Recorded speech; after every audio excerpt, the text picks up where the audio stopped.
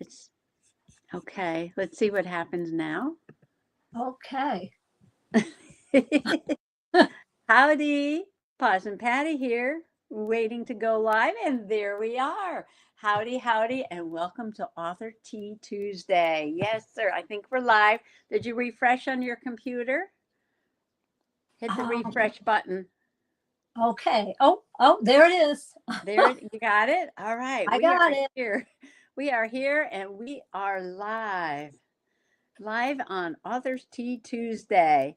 And I have a very special guest here, Christina Lorenzen, for Authors Tea Tuesday. And I Uh, don't have my creativity cup. I have my hashtag Funtober mug today. Oh, Nads is here. Howdy, howdy, Nads. Nads comes from Canada. Yeah, she comes to Author Tea or Live all the way from Canada. wow. Welcome, Nads. We're just waiting for a few folks to pop in. We're already saying howdy to the gentle replayers. Yes, we are. Howdy, howdy. I'm waiting for my sister. You remember my sister was guest last week and she's supposed to be popping in. I've got a huge mug of tea myself and a double chocolate muffin. Oh, Gwen wow. is here. Howdy, howdy. Gwen's popping in and Becky's popping in. Howdy, howdy.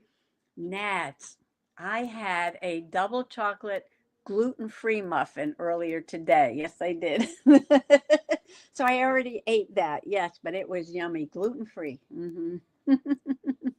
So glad you're feeling better this week, Christina, says Nads. Thank you. Me too. Nad says, Thanks so oh, much. yum. Yes, I know. Oh, Christina put it in there. Yes. Okay. So, yes, we're just going to give everybody a moment just to settle down. I can see that we have 12 people. We have a dozen folks watching. That's awesome. I'm going to take another sip of my tea. I have decaf chai. Yes, I do. Decaf chai. And Nads is saying howdy to Gwen and Becky. Yeah. Well, I was explaining last week how Christina got sick and my piano teacher got sick. And so we had to fill in. Yes, my sister Kathy, she came and talked about her book, Tiny Hands Change the World. And the next day, she got sick. Yes, she did. English breakfast. She's having English breakfast tea here.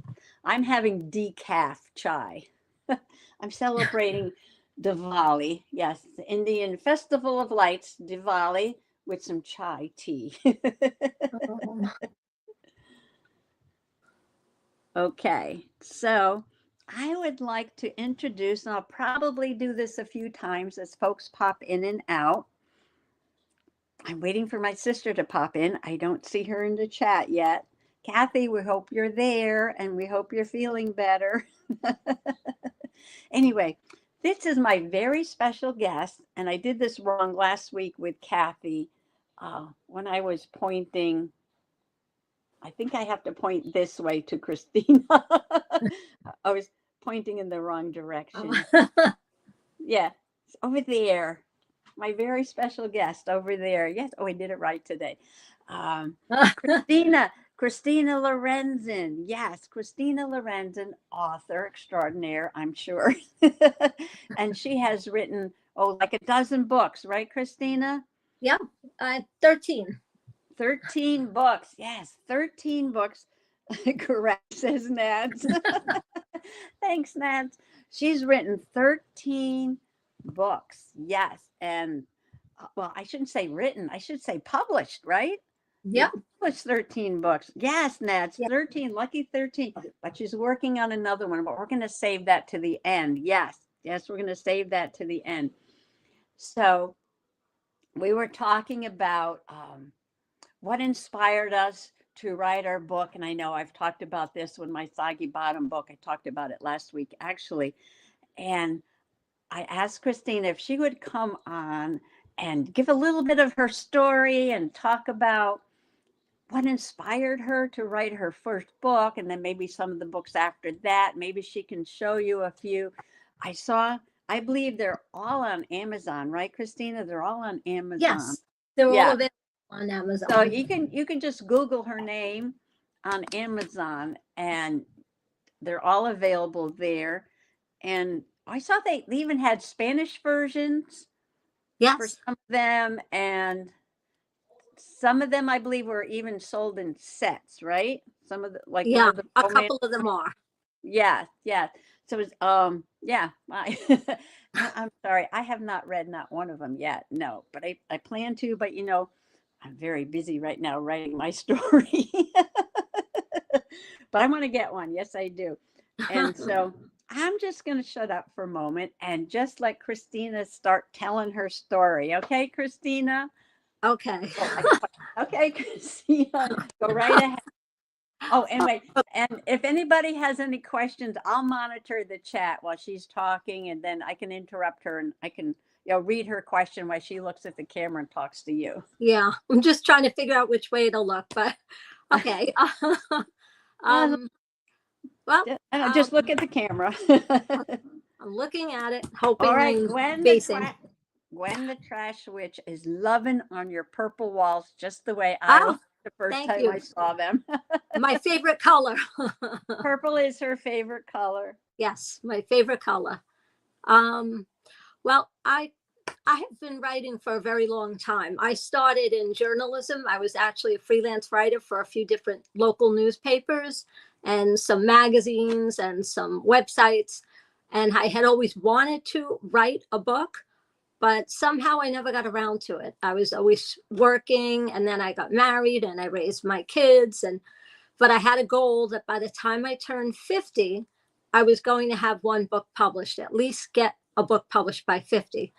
And so I worked really hard, really quick. I had this idea that was inspired right in my town where I live. I was sitting at the light by the church, and I saw a bride running out of the church. And it was November, it was windy. And I thought, why? Where is she? She's going the opposite way. And then I saw an older man running after her. And my mind started thinking, what if she's running away from the altar? What if that's, her father? Maybe she's being forced to get married. And that ended up being my first book, A Husband for Dana. And I ended up writing it and submitting it for a contest because Debbie Maycomber, who is a very big, well-known author, was running. I know her. Yes, yes. Yeah. And I love her. I love all her books. And I thought, oh boy, I'm going to win this contest and I'm going to get to meet her. And unfortunately, I did not win that contest. I did not get to meet her. And another year went by and I submitted it to a small publisher. And that publisher said that they loved it. And it actually came out a little after my 51st birthday. So better late than never.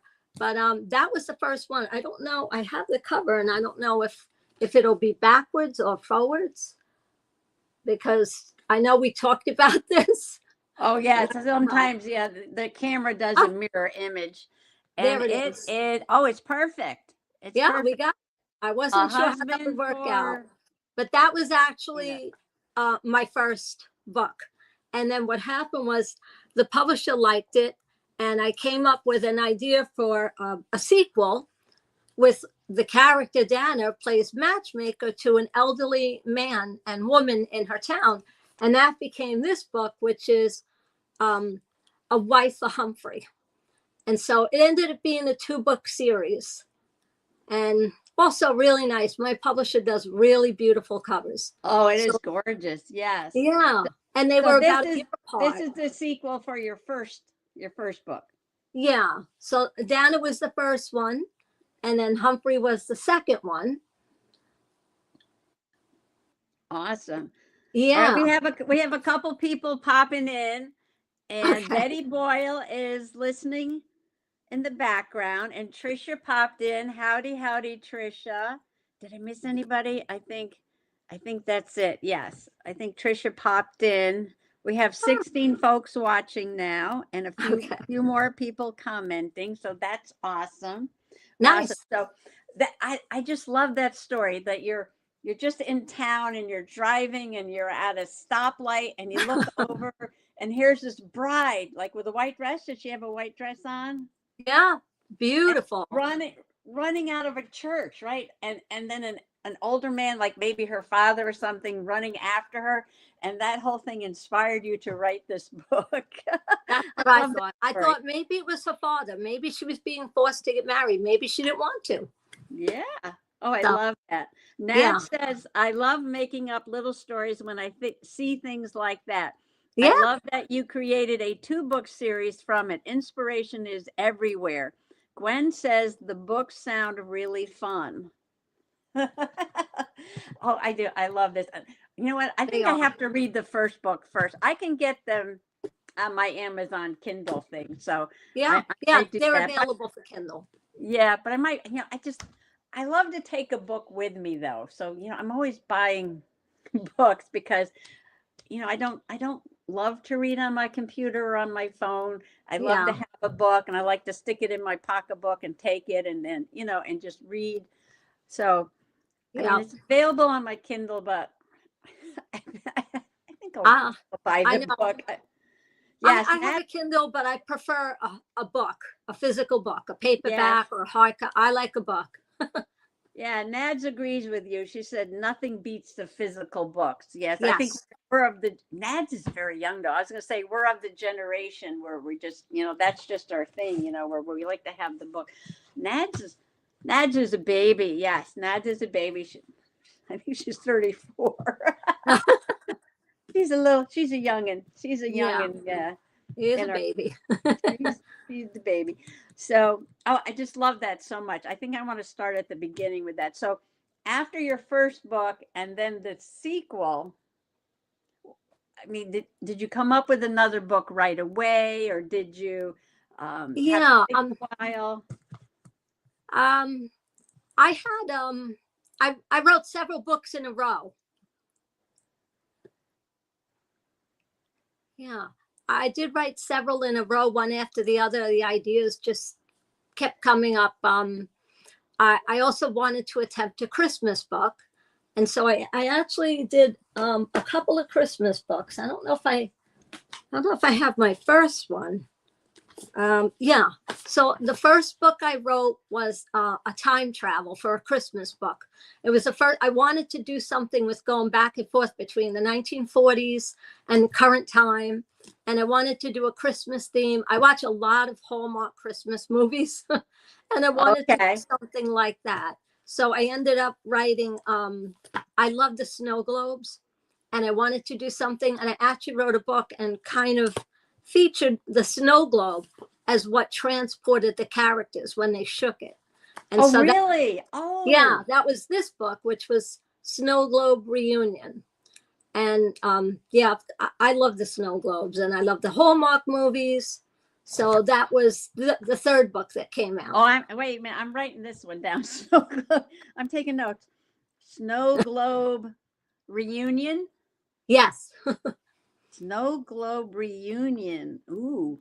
And Nad's is saying she's going to, time travel. and, Yeah. I'm taking notes here. It was a Christina. lot of fun. It was a lot of fun. It was a lot of fun learning about, December. And I think it was December 1942 or 43. But it was a lot of fun researching and going between that Yeah. time and this time. So it was a Oh, lot of fun, a lot of imagination. yes. Wow. Yeah. Betty Boyle says, I like my Kindle. It hurts Oh, less when I fall asleep reading and it hits me in the face. Oh, Betty. Oh, Nads has a question for the author. Do you have a favorite book you wrote?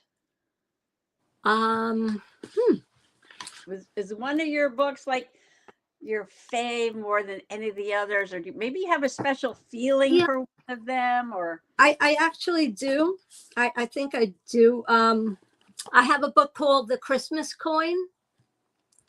And that book came out of my parents. One of the Christmases when they were newly married, they were very young.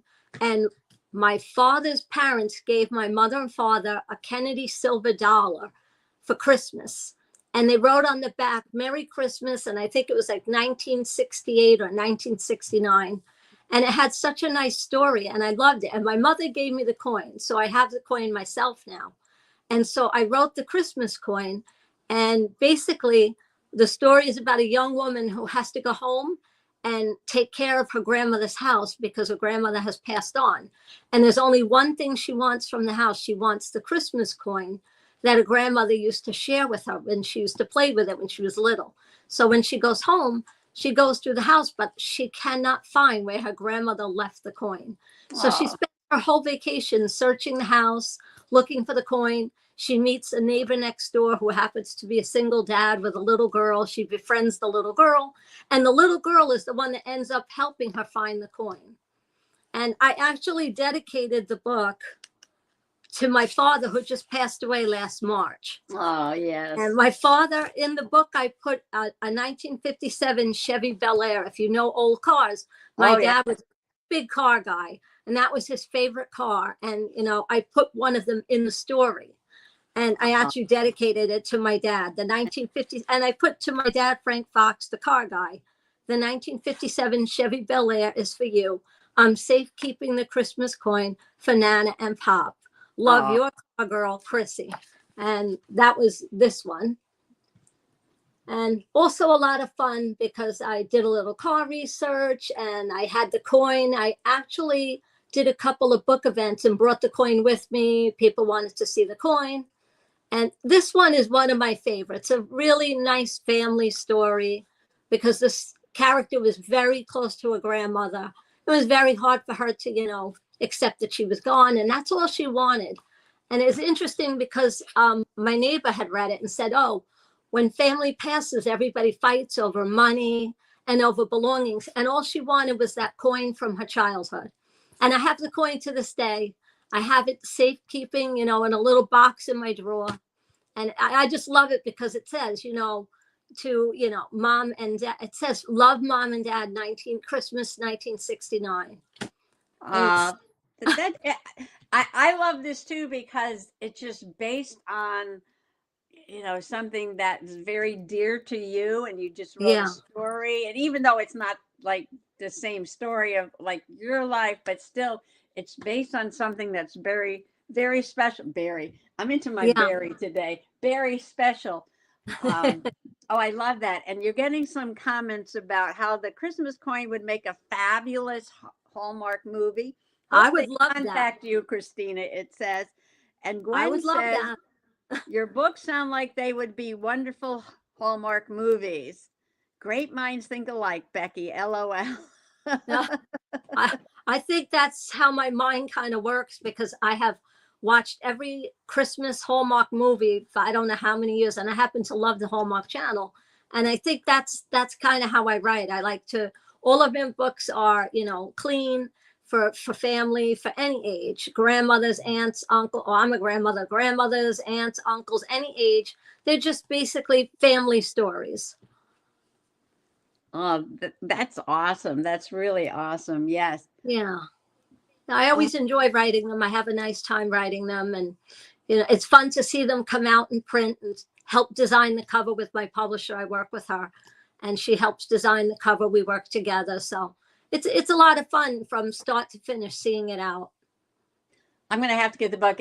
I've just discovered Christina myself because Christina's discovered me. Yes, I she did. discovered me with all my journaling, and then I discovered she was an author. So I'm like, oh, Tea Tuesday, you've got to be a guest. Please come. But now I have to read the books because, like I said, we're just kind of recent discoveries for each other, I believe. Yes. Yes. And this is so exciting. I just love to meet authors and talk to them about their books and what inspired them. And she's got a whole bunch more. Now you have some other romance stories. I'm curious about the one with the dog on the cover. Oh, okay. That book is called Howls and Hearts. Howls and Hearts. Yeah. Basically, that's the main character. Jessie moves to this small little village for a fresh start after a bad breakup, and her parents have sold the family home. So she decides to move and put down roots somewhere she has never been before. And she moves into this big house, sort of like a B&B, and she's got a room, and she's getting involved and meeting the neighbors, and she's healing over a broken engagement. And then she meets a real estate developer who is trying to get back into his father's good graces and win his father over and be productive and a team, a team player. And he had broken an engagement that actually affected the company, the family company, because he was engaged to one of the client's daughters and his father's very upset with him. So he goes back to the village where she is to clean out his grandmother's cottage and ends up getting involved with her. But what happens is the two of them, they're very different, but they connect with a dog. There's a basset hound that's loose in the neighborhood and becomes kind of what brings them together, because she's trying to rescue the dog. He's trying to get rid of the dog because the dog is a nuisance. And I just thought a basset hound was so cute with their floppy ears. And I named the basset hound for my aunt. I had a great aunt, Flora, and she was just such an amazing, interesting woman. She was a seamstress. She was very active in the community. She volunteered. So I named the basset hound Flora, and my publisher found this cute picture of a basset hound. And that's where we got, howls and hearts. Basset hounds, they howl. They are howling. Yes, Anybody yes. that knows. And I just thought, what a cute title. And the dog was so cute. I love the dog. I had so much fun with the dog, getting out, escaping, getting put into the shelter, and then her having to go rescue the dog from the shelter. And in the end, the dog kind of helps them both heal over their heartbreak and their disappointment. And she's just a cute little dog. I usually like cats in stories, but that was my first dog story. My boyfriend in high school had a basset hound, and you're so right. When they howl, it's like it starts at their tail and goes all the way through their body, their long body, then finally comes out. It's just like this big roar that it comes out like that, Yeah, they're very loud. Yes. Nat said your Adorable. stories sound like so much fun. Yeah, they are. I don't like to read scary stories. I didn't want to read sad stories. I just thought when I was writing that I wanted to write something that would be, around family and happiness and joyful, and just make people forget about their own troubles and their own sorrows and just escape for a little while into something that was nice and happy. They're all happy endings, but they're all, an adventure to get to the happy ending. But Yeah. no sad stories. There's enough sadness. There's enough sad stories. We don't need any more. And I just thought I'd like to do something like that. No horror, no scary, no sad. Yeah, no scary. But that's good. A lot of people need a heartwarming story, right? Yeah. There might be a little sadness, right? Like grandma dies, but there's a Yeah. heartwarming element to it, But the right? focus isn't on the sad part. The focus is on happy memories. Right. Yeah. Yeah, I like that. I love that. Yes. So do you have any other books that you want to talk about or you might have there to show us? Well, I do have a book that I wrote, a historical. It's the only historical fiction I wrote, because I wanted to attempt it, but I wasn't sure how well I would do with it. And I actually set it during the year the Titanic sank, because my husband's grandmother was born that year. And when the movie Titanic came out, all she wanted to do was see that movie. My mother-in-law had to take her to see the Titanic. That's all she wanted, was to see that movie. She was born, I think, a month after it sank, and she was always fascinated with it. And so I wrote the book and I set it during that year. And I actually did a fictional survivor, a woman who was on the Titanic as a nanny and survives and gets transplanted. The Titanic, they rescued a lot of people and brought them into the dock on the RMS Carpathia in New York City. So I had her dock in New York City, and she had no money because she was a nanny. So she was sent to live with a great aunt she had never met out in Montauk, Long Island. And I live on Long Island. She was sent way out in Montauk. And then I had a captain of another ship who was injured and just had decided he couldn't sail anymore. He was finished. And he was out in Montauk recovering from his injury. And so I had the two of them meet, and I wrote it during that year. And that book I actually dedicated to my husband's grandmother, who she was my children's great grandmother. And I dedicated it to her because she loved the Titanic. That was just something she loved. And I actually wrote the dedication dedicated to Grandma Dorothea for inspiring the idea for this story, You Are Missed. She passed away at 95, probably about 10 years ago. But she was an amazing, amazing woman. And I grew very close to her. When I married my husband, I didn't have grandparents at the time. My grandparents were all deceased. My husband had a grandmother and grandparents that lived near us. So I kind of got the privilege of having grandparents again later in life, up until into my, I'd say 40s, late 40s. I was very lucky. His grandparents all lived into their 90s. And my kids got the privilege of having great grandparents. Then they got to learn from them, and I got to spend time with them. And I love all the stories. She would tell some great stories about growing up and knowing when it was time to come in, because they were lighting the street lanterns with the actual, the flame. They would light the lanterns and the street lights. She was an amazing woman. And so I dedicated that book to her. That was called Healing Seas. And that was writing that down. Healing Seas, SEAS, Healing Seas. Yes. And that's the only historical book that I wrote. I just thought it would be a lot of fun. Did you have to do a lot of research for that? I did. I really, really wanted to make sure that I was accurate and that I didn't, make any mistakes. Or I even had to look at maps of Montauk, Long Island from that time period, because I couldn't put buildings there that are there now in that time period. So that was a lot of fun learning about, dirt roads and horses, and it was really fun to write. A lot of research, but a lot of fun. It's very fun. Writing is a good escape, just like art. You get immersed and it's a good escape. Wow. But you must enjoy doing all the research and learning. I do. All right. Let me just check the chat. Gwen has to leave because her little puppy is ready to be picked up at the groomer. She's glad to catch your live. Thank you so much. And Becky wants to know, which one of your books has been the bestseller? Actually, I'm trying to think. I had, I don't know if it's here. I've got to look. I think the one that I had one or two that were bestsellers, and I don't have them.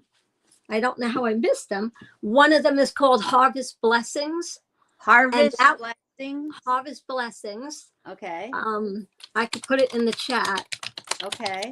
Well, and that was one of the bestsellers. I've had two or three that were Amazon bestsellers. So that was fun too. That's very exciting too. So Harvest Blessings. So is this another timepiece, or? It was actually a contemporary modern time. And it was about a woman who was a violinist in an orchestra. And she was heading home to help her aunt.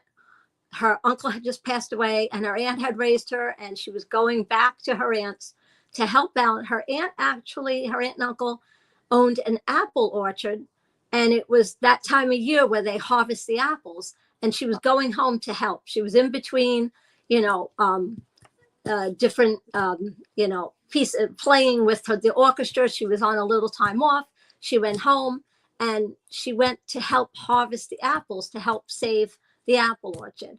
And while she's there, she meets a neighbor, and she ends up helping this neighbor who lost his wife, and she ends up getting close to the little girl, and she ends up getting close to the community, and trying to decide if she really wants to go back to the life she has, or does she want to stay in this small town and be part of a close-knit small community. Most of my books are set in small towns. I kind of prefer a small town.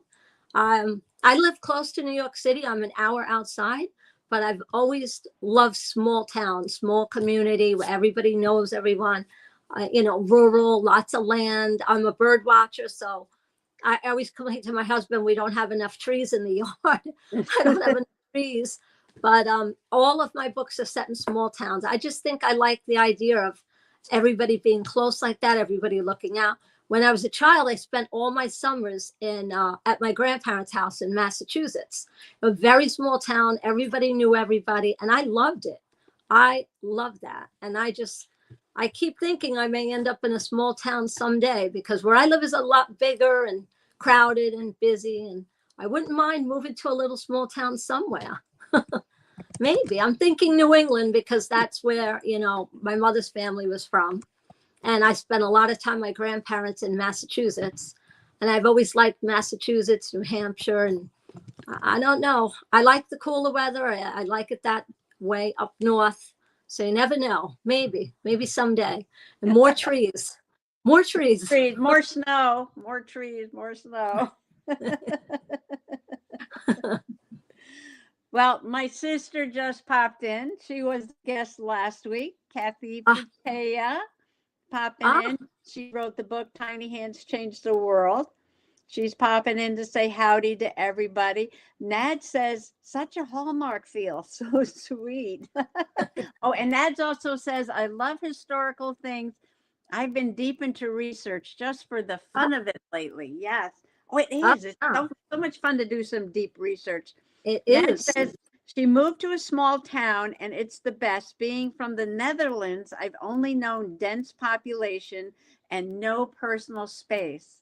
Oh, Nad's has a great deck behind her house and some big trees, and she has squirrel friends and bird friends. Yes. She does a beautiful little sketchbook.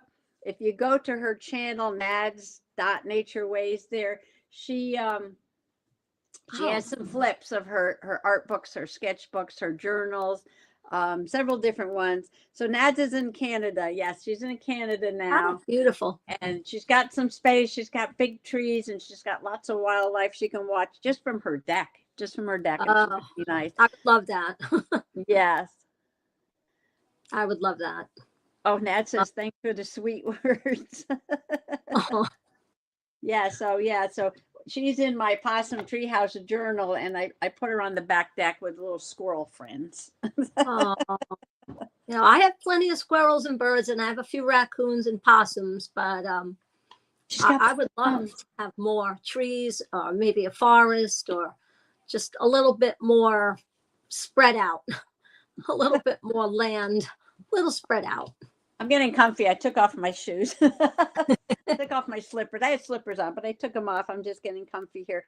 Nad said it's a dream come true. Also right by the lake. Oh, that's awesome. Yeah. Oh, that's nice. Kathy popping in. Kathy, do you have any questions for our author? If you do, you can pop them in the chat. I'll read them later. Do we have any more questions for Christina? I was thinking of another one. Oh, the sugar bowl. I used that picture from the thumbnail. Is that like the Christmas coin? Is that something that's in your family, the story about the Christmas bowl, or did you just make that one up? That one I just completely made up. I do like I like old china. I love antiques. And so this one just kind of came to me. I was going through a couple of old teapots I have, and I came up with this idea that this young girl that lives with her grandmother has this very old family heirloom tea set, but the sugar bowl is missing. And she's very upset, and she's in her 90s. And her granddaughter decides that for Christmas, she would like to go and find the sugar bowl, because they're not sure what happened to it. They were worried if maybe it got sold in a garage sale or passed down to someone. So she decides that her mission for Christmas is to find the sugar bowl that goes with her grandmother's set, so that they can have it on the table for Christmas Day. And she ends up on quite a goose chase, going through thrift stores and antique shops and trying to find the sugar bowl to no end. She ends up dragging a friend along, bringing along an owner. She meets this young man who owns a thrift shop, and he helps her. And they just end up thinking they're just not going to be able to find it. Too many thrift stores, too many antique shops. And what are the chances? And they end up finding it in a very unlikely, very, a couple of readers. Don't wrote, give it away. that Don't was give great. it away. I won't give it away, but I came up with a great idea, and it turned up in a place that nobody would have expected it. So yeah, so she saves the day, and the sugar bowl is reunited with the set and with her grandmother. And again, it's a nice family story. I kind of like stories with grandmothers. I was very close to both of my grandmothers. Yeah. So I like the idea of the big families close together. It took place again in a very small town in an old Victorian house, which that's my other love, is Victorian house. I love architecture, but I love Victorian houses. I would love to move to a small town in a Victorian house. It would be fun. Plenty of those in Connecticut. Yeah. There aren't too many around here, and the ones that are around are very expensive. So might have to go somewhere else. Somewhere out in a small town out in the country, definitely. Yeah, it definitely might. Kathy says she loves a great Christmas story. Sounds so sweet. Oh, Kathy, you missed it, but we were talking about the Hallmark movies before and how they should contact Christina because her stories are so good.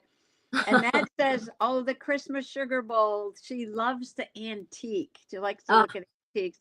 Kathy says, me too, Nad. Nad says, oh, same. I had to choose location or historical home. And well, Oh, Caitlin popped in, said, hi, Mom. Is that yours? That's my daughter, Caitlin. Hi, Caitlin. Welcome. It's like you're here to see your mom on YouTube. Awesome. She's waving to her. Oh, welcome, Caitlin. Yeah. Oh, we've been having a great conversation with your mom and all the wonderful books. Yeah. She's on standby if I need help with tech. She's my tech help. Oh, really? Oh, yeah. Well, that's great. Kids know more than their parents, right? Yeah, for sure. That. For sure. So happy you're here, Caitlin. And Nad's just saying hey to Caitlin. And Nad's and my sister were talking about something over here. Me too, Nad, said Kathy. All right. So we talked about, all different kinds of books there. I know you have some other romances. Yeah, I have a couple of other assorted ones, I guess. Basically, I like I said, I kind of sometimes set them according to family or small towns. I did write one called the Silver Shell Beach Inn, which takes place at a beach in Marion, Massachusetts, it's an actual real beach. The beach I used to go to in Massachusetts all through my childhood. Every summer during my childhood, we would walk down the road from my grandparents' house to this beach. And so I did set one of the stories, and I made up an inn. There is no inn on that beach, but I put it in there, and I had this young woman also recovering from a broken engagement go home to her grandmother's house. And she finds out that her grandmother is selling the house, and she's quite upset because her grandmother is selling the house to her old boyfriend, Nemesis, I guess. And she's very upset. She doesn't want the house sold. She doesn't want him to have the house. And so that's Silver Shell Beach Inn. And that was that was Silver Shell? Yeah, the Silver Shell Beach Inn. And it was a lot of fun to write, and brought back a lot of memories because I set it in that town in my grandparents' house. And I had dedicated it to, my grandparents. That was another one that was, again, a sweet small town romance. And then I have another one called, I grew up with my grandmother. My father's mother lived with us my whole life until I was probably 28 years old. She lived in our house. And when I was young, she used to babysit for me. And every time she babysat, when she tucked me in, she would tell me the story of Rapunzel. And that became my favorite story. And I think I heard Rapunzel a thousand times. But that kind of brought about the book that I did. I kind of took Rapunzel, the original fairy tale, and put a modern twist on it. And I wrote Rapunzel's Lighthouse. And basically, in this story, the main character, Georgie, is a hermit. She lives in the lighthouse that her father worked in for years. And her father has passed, and she refuses to leave the lighthouse. And so one night, she's out and sees that there's a man injured on the rocks by the water. And she ends up saving him and helping him. And it turns out he's retired. He's a Navy man, and he's come to town to live in a little house kind of close by to the lighthouse to get away from everything that has happened to him. He's upset. He didn't want to retire. He's injured. And so she ends up, she's a hermit. She's not interested in being friends with anybody or talking to anyone, but she ends up becoming friends with him. And it's actually it's a fun story because she ends up, he comes to her aid when the town decides that they have to evict her out of the lighthouse. The lighthouse is not a working lighthouse anymore, and it's time for her to leave. And he helps her figure out if they can declare it a historic landmark or how she can stay there, because it's the only place she ever lived. She lived there from when she was a small child with her father. So that was another fun twist, because that really is one of my favorite stories, Rapunzel. And so I thought, oh, yeah. And I saw a lot of people like fairy tales and like, a story that puts a little modern twist on it. And since it was my favorite, I thought, well, maybe I'll try that. I'll put a little spin on Rapunzel. She has very long hair that she hasn't cut in 10, 12 years. And, she goes into town once every 3 or 4 months to get groceries.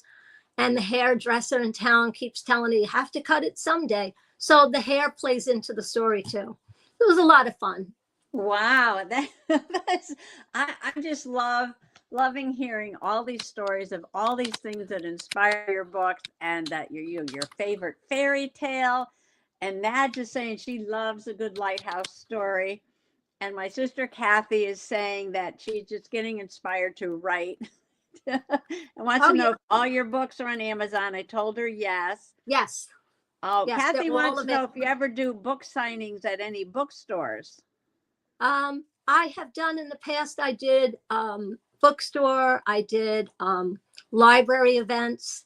Library events, yeah. Yeah, I did a cafe nearby my house. I did a signing there.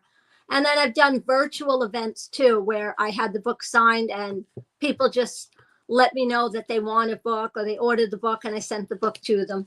I've done a few events. They're fun too. I've done Facebook events, and they're a lot of fun. They're talking about, my sister says she can relate to being in the same house for many, many years. And that said she moved many times in her life. And I'm just checking to see. That's so much fun, says Nat. I'm just looking to see if there's any other questions. Sure.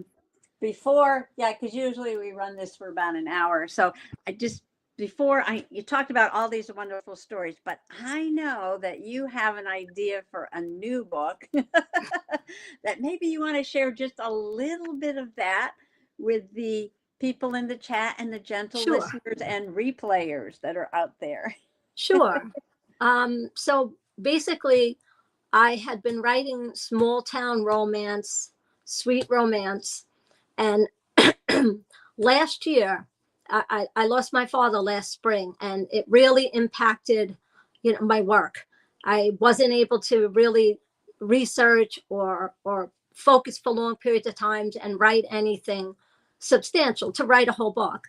And I had an idea about writing a children's book, because that was something I always wanted to attempt. And I thought, well, I love nature, trees, birds, snails, rocks. And I thought maybe I could write something about snails. I have a lot of books about snails.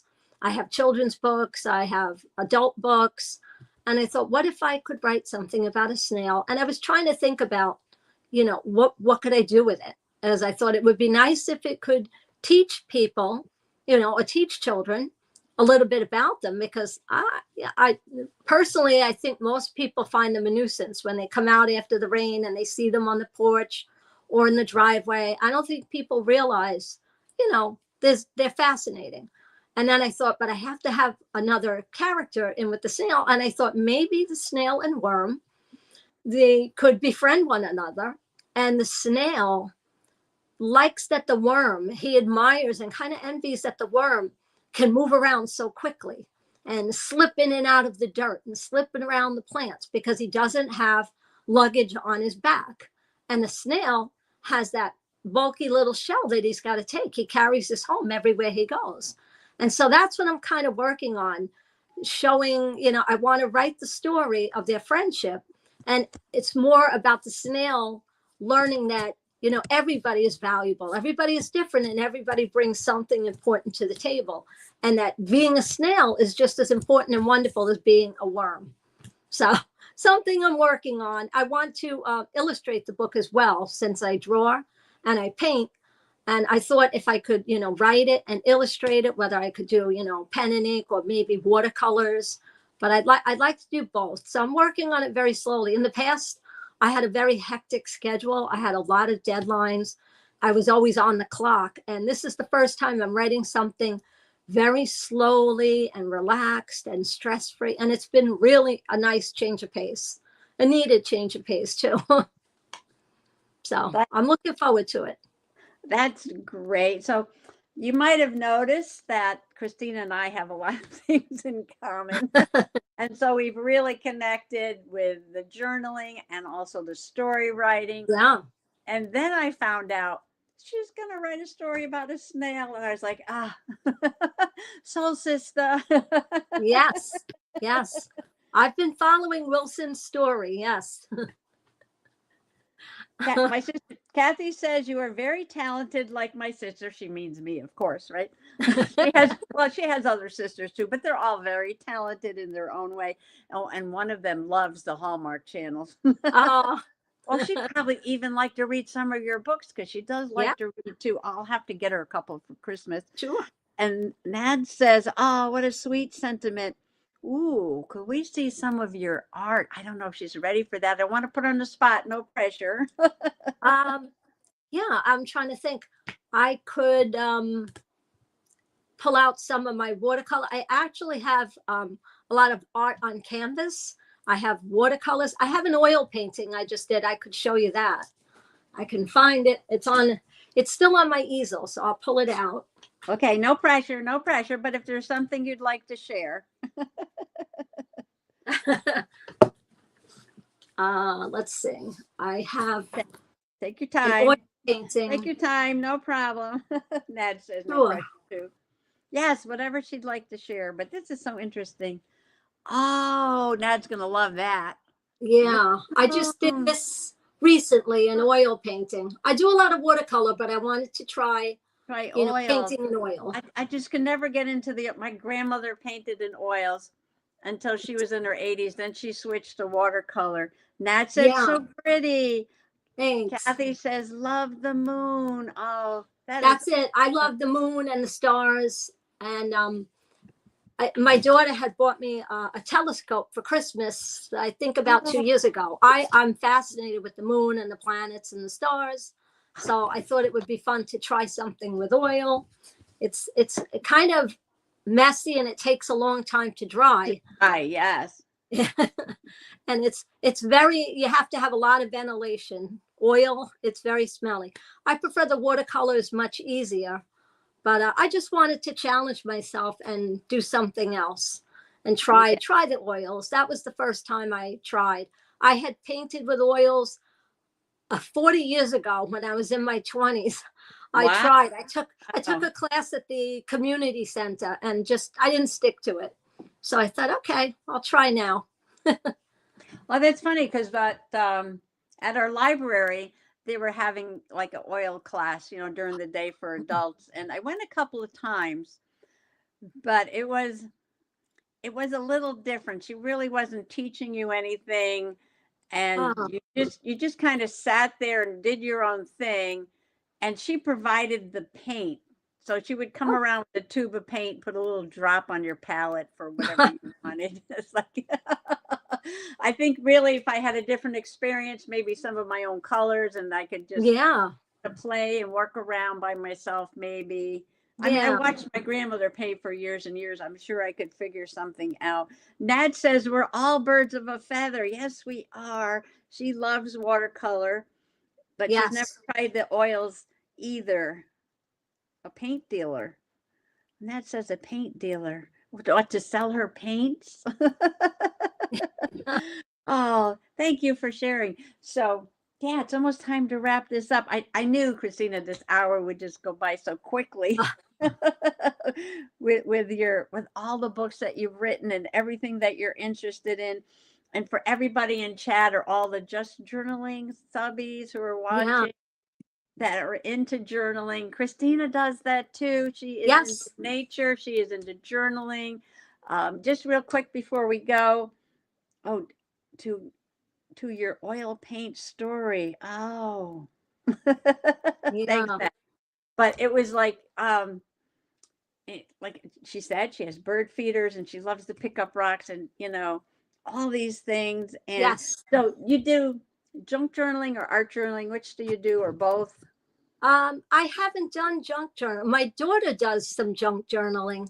I do art journaling, and I had done it for a little while, and then I stopped. And recently, with my father passing, I kind of got back into the art journaling and decided I would get back into it. It's very, for me, I feel like it's very relaxing and, good way to de-stress. So I like the art journaling, but I've been watching my daughter do the junk journal, and I think I'll have to try that next.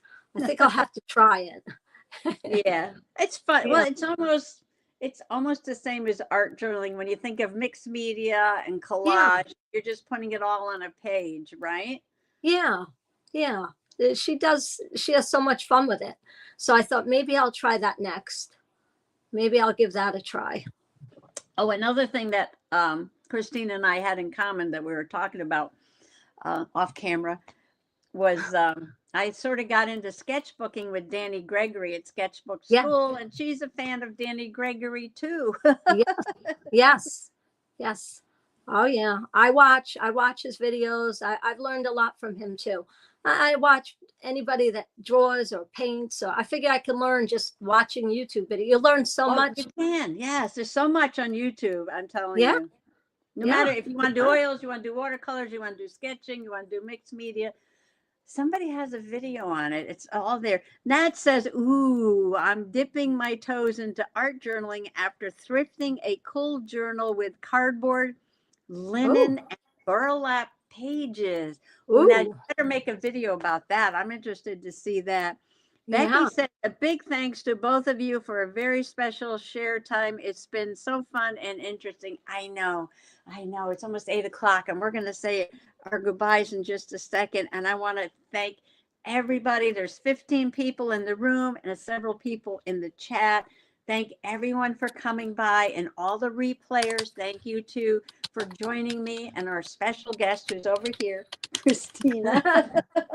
Christina. And let's see, Nad said, I shall. Yes, thank you. And Christina put in, thank you all for being here. And I do. This was so much fun. I love this. Yes, I did. Well, Christina and I are definitely going to keep in touch. Yes, we are. Yes. Yes, we are. And Definitely maybe are. when she gets a little further on with her snail story, maybe she can come back. I haven't asked her yet, but maybe, no pressure. Maybe Sure. she can come back. And there's no rush because I haven't even gotten to my sketching part. I still have to finish my last chapter, and then I'm going to put it aside for a little bit and do some of the sketches. And Yeah. I'm going to just have like maybe some black and white sketches in there, in here, there, maybe at the beginning of chapters or something. But Yeah. maybe when in a little while you can come back on a Tea Tuesday, Authors Tea Tuesday, and we can just maybe compare our snail characters. Wouldn't that Sure. be so much fun? That would be fun. Sure. Maybe I can have some illustrations by then. Yeah, well, I haven't done mine yet either. So, and Yeah. with me, it's because I was in the hospital. I got sick and everything got delayed. But I had started it before I went in the hospital, and then Oh, it's been 4 months. I'm still in recovery, yeah. feeling Take- much better, and trying to get back to everything that I was doing before. Kathy says, thanks, Christina. I look forward to reading your books. Thank you, Kathy. Thank Nad you. says, so good to be able to see you two live. Thanks for answering all my questions. Nads, thanks for coming and asking questions. Yes, yes. This is very helpful to keep the conversation going. Yes. Yeah. What a great plan. Nad's approved, I think, of the snail plan. Yes. Thank you, Nad, so much for coming by. And let me see who's still here in chat. And Kathy and Becky. I know Gwen had to leave a little while ago. And Okay. there's a bunch of listeners, gentle listeners in the background who are getting ready to leave. And Caitlin, thank you for coming in and giving your a howdy. Thank you so much. Yes. Oh, this was so delightful, Christina. Like I said, Christina and I will keep in touch and maybe Yes. bring her back, talk about a snail story. We can compare our snail characters Yeah, or something. definitely. Nad Definitely. says, my pleasure, of course. Oh, Betty's still here. Bye, Betty. Thanks for coming in. So I don't know. I'm using StreamYard for the first time here. Yeah. So it's a little different here. I'm moving over to my computer where it says StreamYard. I can see everybody here. 7:56 p.m. Nad said, good to see you, Betty. Okay, that's there. And oh, okay, I see a button that says end stream, so I don't have to get up and walk around to my phone. And this is very interesting because I'm controlling on my computer, but I'm filming with my phone over there. And so this is the free version of StreamYard. My very first time using it. I want to thank Christina. We had a little bit of a delay getting getting Yeah. going, but we did that all Figuring it before out. 7 o'clock. But it went fairly well. I thought it went Yeah, fairly well. I think so. Yeah. Yeah. Technology is kind of rough. Technology is great, except for when it doesn't work, right? Yeah. Yeah. All right. True. Thank you. Thank you, everybody, for coming. Thank you, gentle listeners and gentle replayers. And thank you so much, Christina. I'm going to Thanks hit for the end having me. button. Love you all. Good Thanks. It night. was fun. Bye.